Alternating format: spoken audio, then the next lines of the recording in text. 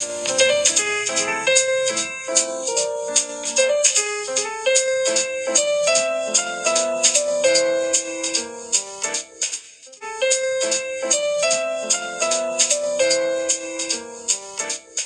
bem-vindo, você está no Pauta Espírita. Eu sou o Valdo Noronha e estamos aqui iniciando o programa mais uma vez. Vamos começar com a nossa equipe, com o Ronald aqui para dar o seu bom dia na tarde de hoje, né? A sua boa tarde. Olá, e em seguida o nosso irmão Everton. Estamos aqui com todo prazer integrados nessa equipe para a divulgação da doutrina espírita. E vamos lá começar, não é? Boa tarde, meus irmãos. Estamos também nesta empreitada para iniciar mais um podcast no Pauta Espírita. Givaldo, é uma satisfação nós recebemos você aqui. Seja muito bem-vindo e estaremos aqui de portas abertas para quando você voltar participar conosco aqui. Já estou antecipando praticamente o final aqui do nosso podcast. Então eu gostaria de ouvir logo a sua fala. Eu que agradeço imensamente, porque para mim não existe prazer maior do que falar acerca da doutrina espírita referente ao Evangelho de Jesus, que para mim ele resume tudo no amor. Para mim é uma satisfação sem medidas. Ok. Hoje, como é de costume, nós fazemos o nosso podcast, nós temos sempre que começar com uma prece, tanto no começo como no final, que é uma das marcas dentro da doutrina espírita. Então vamos pedir para o nosso irmão Everton fazer a prece e em seguida nós vamos começar a nossa conversa com Givaldo, que veio de Cuiabá e está abrilhantando aqui hoje o nosso trabalho.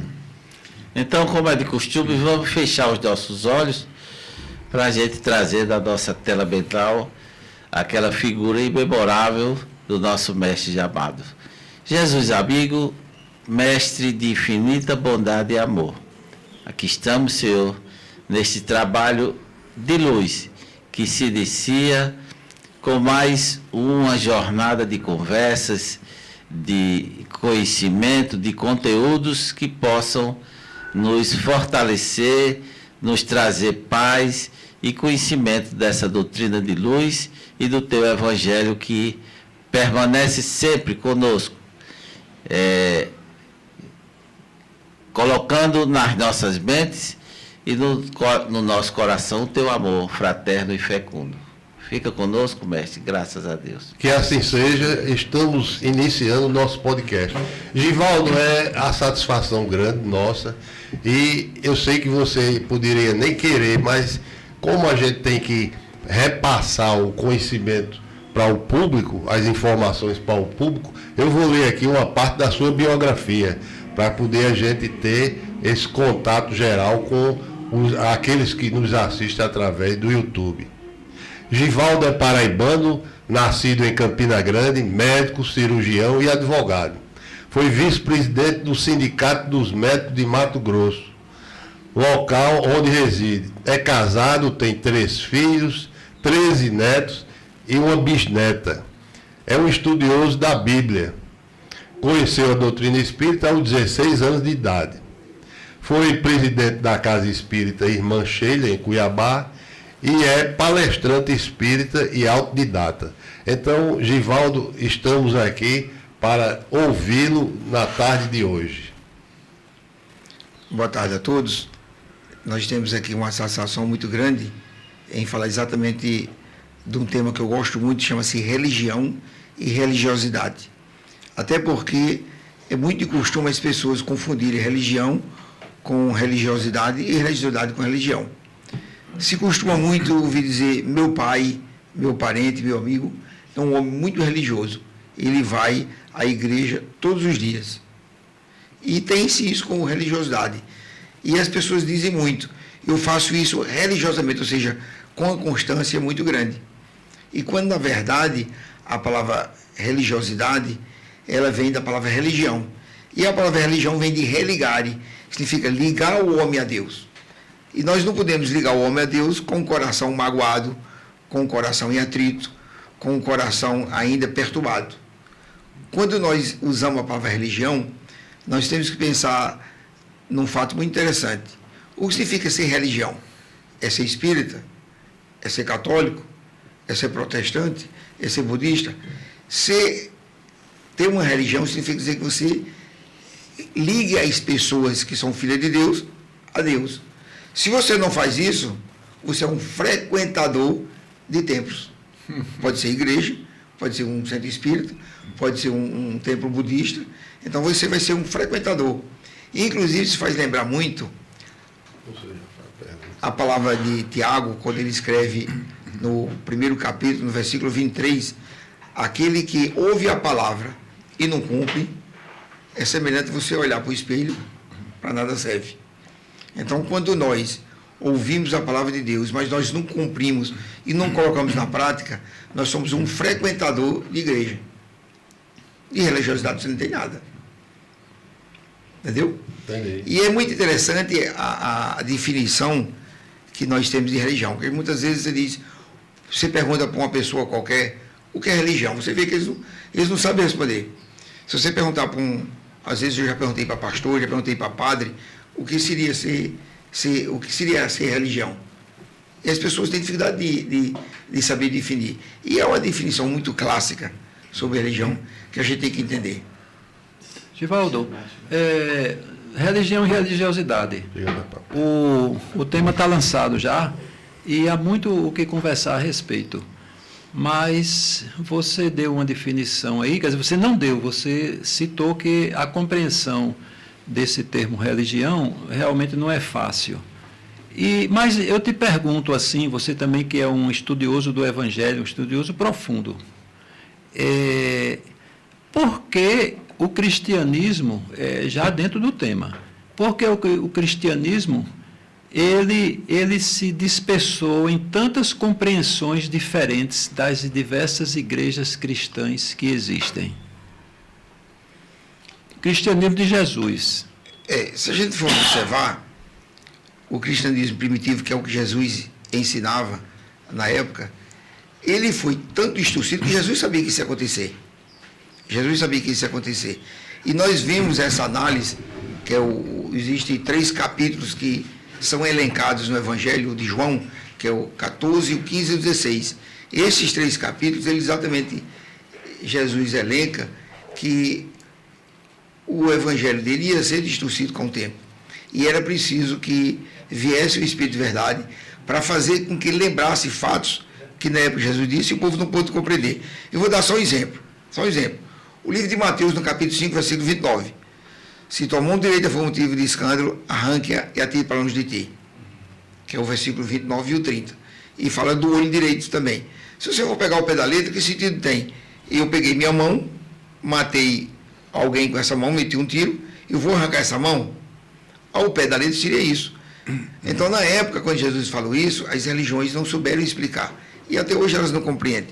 A doutrina espírita veio daí esse entendimento e mostrar. Se hoje eu mato alguém com minha mão, ou eu uso o mal do meu olho para ver a maldade humana, eu nasço cego. Entendeu? Uhum. Então, a doutrina espírita veio trazer isso. E as pessoas têm a habilidade muito grande de modificar qualquer coisa. Então, o Evangelho de Jesus, e ele deveria saber isso, foi um código demasiado avançado para a humanidade? Até hoje é. Porque o ensinamento de Jesus é muito profundo, né? O ensinamento de Jesus é muito profundo. Ele fala muito mais com ensinamentos ocultos do que o ensinamento direto. Eu vou dar um exemplo. Capítulo 11 do livro de João, versículo 11. Quando ele diz, dentre os filhos de mulher, não apareceu alguém maior do que João Batista. O que ele está querendo dizer? Eu, que sou maior do que João, não sou filho de mulher. Mas ele não falou que ele não era filho de mulher. Ele só fez dizer que João era o maior filho de mulher. Então, Jesus trabalha muito com entendimento oculto. Por que ele trabalha com entendimento oculto? Porque ele sabia que muita gente não ia entender. E ele deixou isso para o amadurecimento da humanidade. Vou dar um outro exemplo. O capítulo 16, versículo 12 do livro de João. Quando ele fala, ainda tenho muito para vos dizer, vós não podeis suportar agora. Mas depois, com o advento da doutrina espírita, ele ia trazer esse ensinamento de volta e ia mostrar o que Jesus quis dizer. Você entendeu? Uhum. Deixou para o futuro. Exatamente. ele trabalhava muito com ensinamento oculto. O ensinamento oculto é riquíssimo.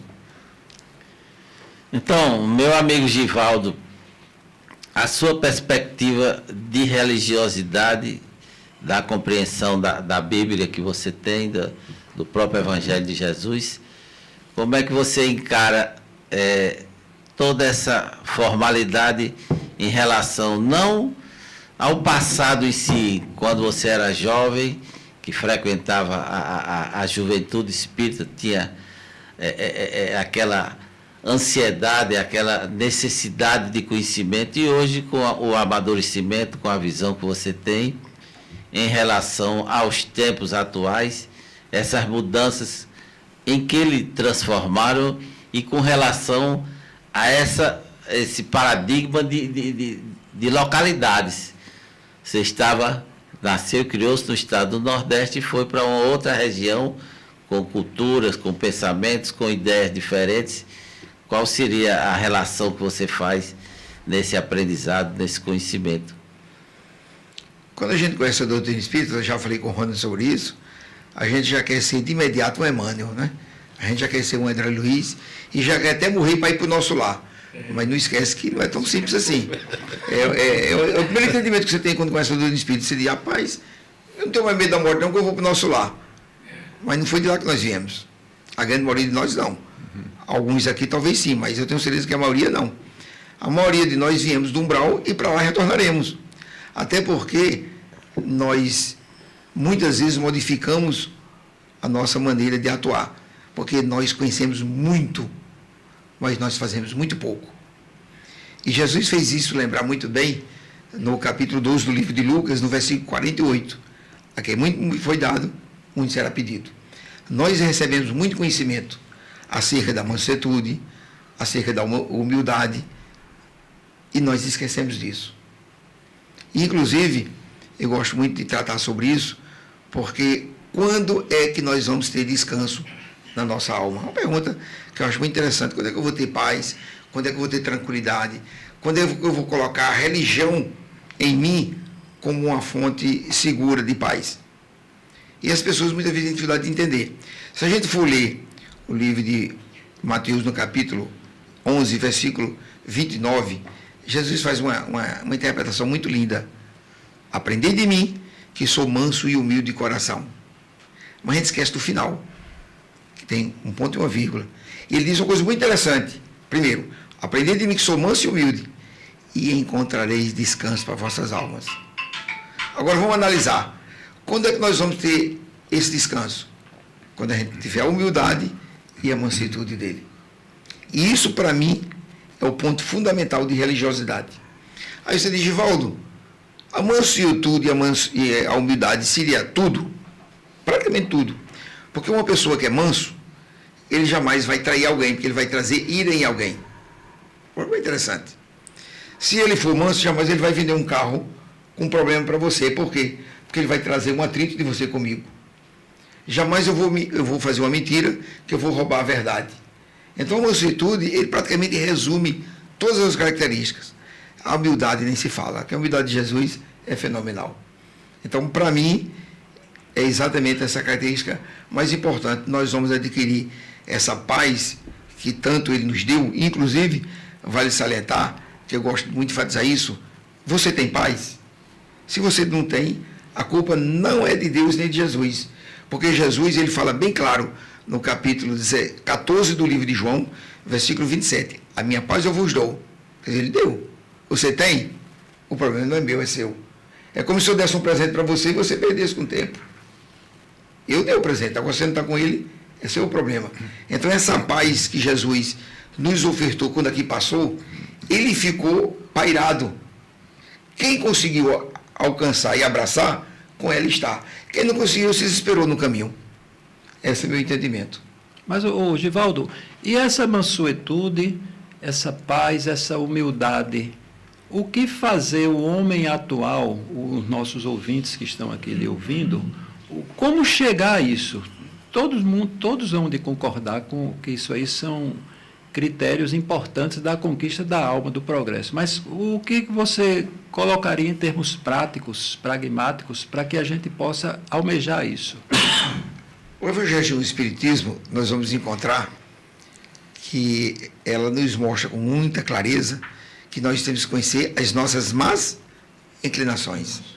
Quando você consegue entender as suas más inclinações e você as luta contra para ficar livre delas, nós vamos lentamente conseguindo essa mansuetude.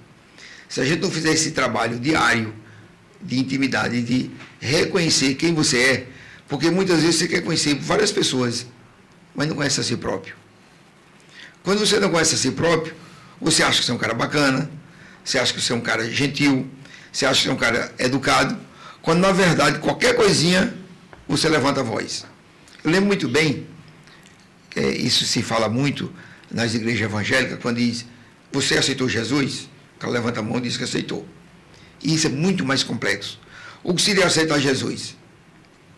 É se tornar um cristão. A palavra cristão significa imitar Jesus. E como é que nós imitamos Jesus? Com o comportamento dele. Se você não imitar o comportamento... E Paulo de Tarso, ele é até mais enfático, ele é até mais abrangente. Ele fala em Efésios capítulo 5, versículo 1. Sede vós imitadores de Deus. Rapaz, ser imitador de Deus não é fácil. Aí Jesus não achou pouco.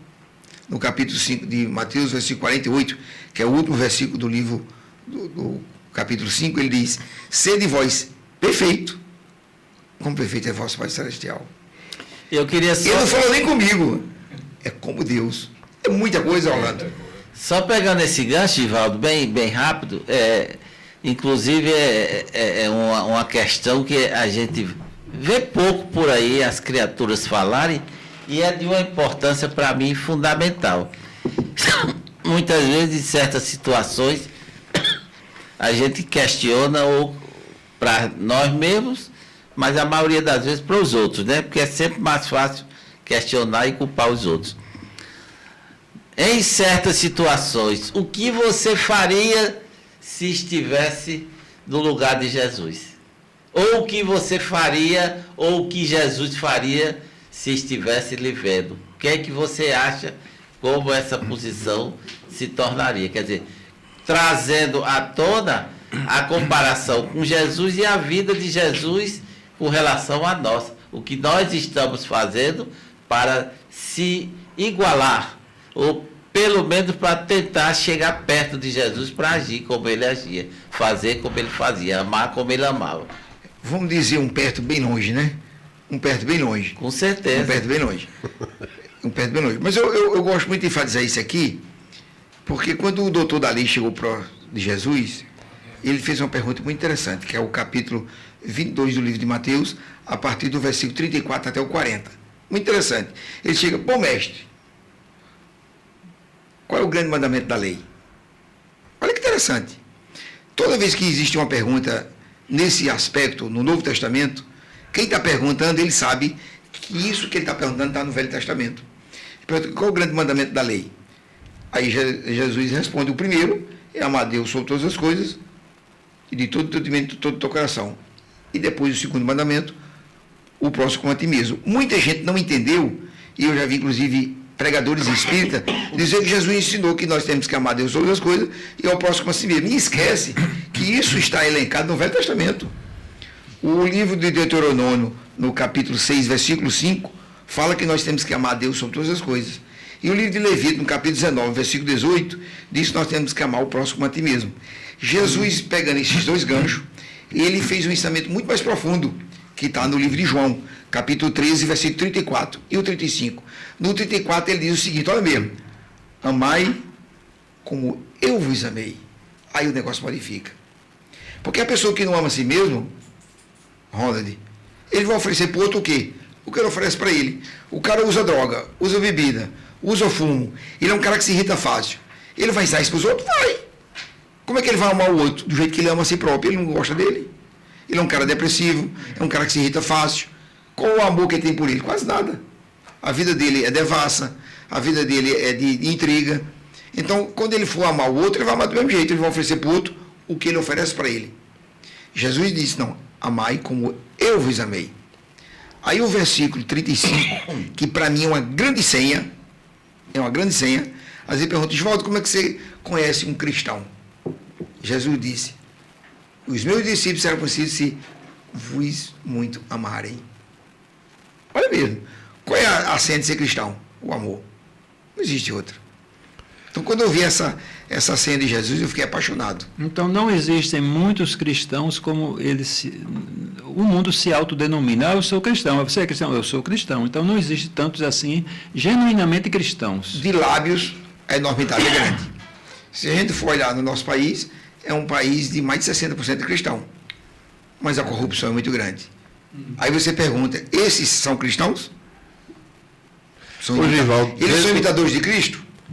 Dentro dessa proposta que está sendo colocada, tem umas coisas que eu acho interessantes. Por exemplo, tem pessoas, tanto católico como protestante, como espírita, aí você diz, você é espírita, aí a pessoa diz, eu sou, mas não praticante. Onde é que se enquadra isso aí dentro da questão da religiosidade e da religião para você? Quando você lembra... Entendeu? Entendi. Quando você lê, por exemplo, o Tiago que eu falei, capítulo 1, versículo 23, aquele que ouve a palavra de Deus e não cumpre, é semelhante a um homem que olha para o Espírito, não serve para nada. Quer dizer, ele conhecer a doutrina do Espírito e não praticar, não conhece nada. O Espírito não é aquele que acredita na reencarnação. Porque na reencarnação o judeu também acredita. Algumas religiões da Índia também acreditam na reencarnação. Isso não quer dizer que eles sejam espíritas. Espírito é aquele que reconhece as suas más inclinações e tenta tirar de dentro de si. Não é aquele que diz, eu sei das minhas más inclinações, mas que força ele faz para ficar livre de uma? Porque eu tenho inúmeras, mas eu trabalho todo dia contra elas. Quando pensa que não, você se viu numa condição que você diz, rapaz, eu não era para ter feito isso. E aí onde você diz, Deus, me dá força para ficar livre disso. E essa pergunta, ela sai muito em função de quando o IBGE vai fazer o censo, aí chega para as pessoas, qual é a sua religião? Aí as pessoas, isso eu estava analisando, uma coisa estranha. Eu sou católico, não praticante. Aí, como é que fica? Eu até acho que ele está sendo sincero. Sabe por quê? Porque você presta atenção. Eu vou dizer uma coisa que eu vi de Raul Teixeira, que eu achei brilhante, numa palestra espírita que ele fez na Federação Espírita lá no Mato Grosso. Ele pegou um copo virtual, né, que ele não estava com copo, ele pegou um copo virtual e disse, você está na beira de um bar, sentado com os amigos bebendo, mexendo o copo de uísque com o dedo, e dizendo, eu sou espírito, você é mais mentiroso do que espírito. Eu achei aquilo brilhante. Então, dizer que é sem ser, é melhor fazer isso como ele diz. Eu admiro, mas não sou. Entendeu? Eu acho que ele está sendo mais sincero do que o outro. Verdadeiro. Porque o outro diz que é, mas não é. Porque nós não somos o que dizemos. Nós somos o que somos. E o que nós somos, nós não enganamos nem a nós mesmos.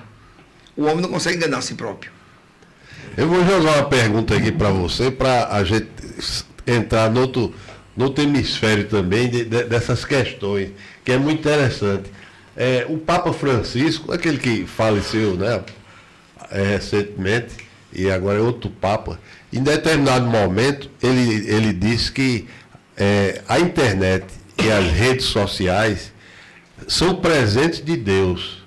Agora tem que ser bem cuidada. Aí a minha pergunta para você hoje aqui é a seguinte: como a doutrina espírita, ela está vendo como esse programa nosso aqui, um podcast, a capacidade que tem de levar o nome da doutrina, e como você que tem um canal no YouTube, como a doutrina você acha que deve trabalhar nessa linha em relação à tecnologia e essas informações de redes sociais? A ciência e a medicina nos ensinam o seguinte, que a diferença entre o remédio e o veneno é a dose. Não há mal nenhum você usar a internet. O erro é no que você usa. Para que você usa? Por exemplo, eu uso a internet para divulgar a doutrina espírita, para mandar mensagens de incentivo para alguém que está com problema. Agora, se eu uso para a internet com outros fins, eu posso estar modificando. Por exemplo, a mesma água que mata a sua sede é a que mata afogado. Só depende da quantidade. A mesma comida que faz você viver saudavelmente é a mesma que mata você de obesidade. Então o problema não está na internet, está no problema de quem usa e como usa. Não sei se eu respondi. Respondeu. Agora, para você, a doutrina espírita, como pode aproveitar bem esse espaço? Muito, até porque, preste atenção, Jesus faz uma memorização muito grande, você vai ver isso quando ele fala que quando o meu evangelho ser pregado em todo mundo. Não sei se você lembra disso. É. Quando é que você vai pregar o evangelho em todo mundo? Você tem como sair em Mato Grosso, ir lá na Paraíba, ir lá em Pernambuco, ir lá no Israel, pregar o evangelho dele em todo canto? Não. Você pode pregar em casa sentado, como nós estamos fazendo aqui. A visão dele, né? Então, você vai pregar o seu evangelho com mensagem colocando nos canais de redes sociais, onde qualquer pessoa, em qualquer canto do mundo que ligou a internet vai assistir e vai dizer, eu estou ouvindo a palavra desse homem. E ele está me incentivando a Deus.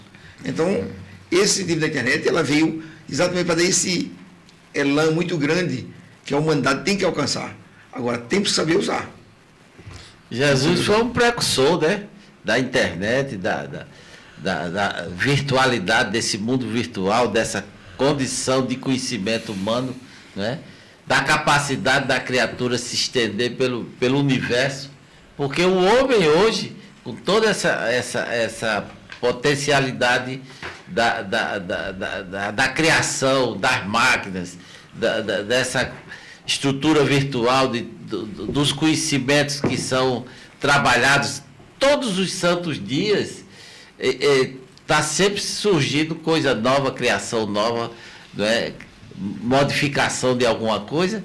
E Jesus, com certeza, quando ele falava isso, que a gente vê que você é um estudioso, conhece bem dos capítulos e dos versículos dos evangelhos, isso que você falou nada mais é do que a visão cósmica de Jesus, já prevendo que o homem ia chegar a essa condição de conhecimento, e a palavra é essa, a divulgação, e de pregar o meu evangelho em todas as partes do mundo. Então, não tem como sair andando.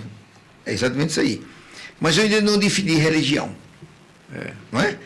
Por que eu não defini? Porque eu queria que vocês perguntassem. Ninguém perguntou. Eu ia perguntar, mas você estava num papo tão bom, mas então, tá bom. Aproveita aí. A definição de religião ela é muito simples e ela foi dada por Tiago no primeiro capítulo, versículo 27. Inclusive, 27 é o último versículo do primeiro capítulo. Muito interessante essa resposta. Quando ele fala, religião pura e imaculada para com Deus, Pai é. 2 pontos. Aí ele diz o que é religião. Pura e imaculada. Por que ele diz pura e imaculada? Sem interferência humana. Sem, eu acho que é assim. Fulano acha que é assim. Não. Pura. Ou seja, sem interferência humana. E imaculada. Imaculada, sem mancha. Sem mácula. Né? Sem morte. Eu não matei ninguém para poder impor religião para você. Aí ele diz, olha mesmo, visitar os órfãos e as viúvas nas suas tribulações. Não é só chegar lá e dizer, boa noite, senhora, você é viúva, eu sou. O que é que a senhora precisa? Não é só isso. É você tirá-la do sofrimento que ela vive. Por que ele fala do órfão? Por que ele fala da viúva? A viúva de hoje é diferente. A viúva de hoje ela tem pensão, dependendo do marido, ela continua rica do mesmo jeito. Mas a viúva naquela época não tinha pensão. Ela ficava desguarida, ela ficava sem acesso à comida, ela ficava marginalizada e às vezes impossibilitada até de casar. Era uma pessoa que passava fome, frio e ficava desamparada. Então, quando ele manda que você visite as pessoas na tribulação, é porque ele está dizendo, faça a caridade, faça o amor. Mas a segunda parte do primeiro capítulo, versículo 27, que eu não falei, e é manter-se incorruptível no mundo. Olha que coisa bonita. Ou seja, eu me manter sem ser uma pessoa corrupta. Aí diz, Valdo, e o que é corrupção? Você acha que corrupção é só eu não pagar direito? Eu vou dar um exemplo de corrupção. Essa semana passada eu fui tomar um caldo de cana. Eu gosto muito de caldo de cana. Não devia gostar, mas gosto. O bicho é gostoso, né? Aí o limão, melhor ainda. Eu estou com meu irmão Ginaldo. E nós tomamos 2 caldos de cana. Eu tomei um de 500 ml, aí Ginaldo deu a metade para mim, e eu achei muito gostoso, se vou tomar outro, tomei outro. Ginaldo achou que eu tinha comprado um de 300. Na hora lá ele foi, pagou um de 500 e outro de 300. E nós fomos embora. No caminho eu disse, Ginaldo, o caldo de cana estava bom, né? Eu tomei outro, disse, você tomou de quanto? Eu disse 500, Valdo, eu só paguei um de 300, outro de 500. Reginaldo, a gente vai ter que voltar lá para pagar o outro. Disse, mas depois a gente paga. Reginaldo é honesto também. Aí nós fomos embora. 3 dias depois eu fui lá. Procurei o homem não estava. Eu digo, esse caldo de cana é de quem? Ele disse, não, isso aqui é de uma empresa. Eu disse, eu quero um caldo de cana de 500. Mas o senhor nota um de 500 e um de 300. O senhor vou tomar o 500. O senhor vai levar o resto? Eu disse, não, eu vim pagar. Mas pagar o que o senhor não tomou? Eu disse, é porque eu fiquei devendo. Aí o homem olhou e disse, o senhor tomou há 3 dias e veio pagar? Eu digo, sim. Porque eu não consegui dormir em paz se não tivesse feito isso. Achou estranho. Então a corrupção não se trata só disso. Quando você é uma pessoa corrupta, você é um mau pai, é um mau filho, você inventa as coisas. Tem um filme chamado Caçador de Pipa, onde pergunta para o cara qual o maior pecado. E ele fala, o roubo. Aí o menino perguntou, mas como assim que o roubo é o maior pecado? O amigo dele pergunta, né? Ele diz, porque quando você mente, você está roubando a verdade. Quando você trai, você está roubando alguém que tem muito querido. Naturezas de roubo. Não é só dinheiro. Então a corrupção não é só dinheiro. A corrupção em todos os aspectos. Quando você trai alguém que ama você, você também é corrupto. Então a corrupção é muito profunda. Muito profunda. Ele tem muitos aspectos. Então, ele trata a religião como a fazer a caridade e você se manter fora da corrupção. E quando você entende isso, você modifica muito a sua vida.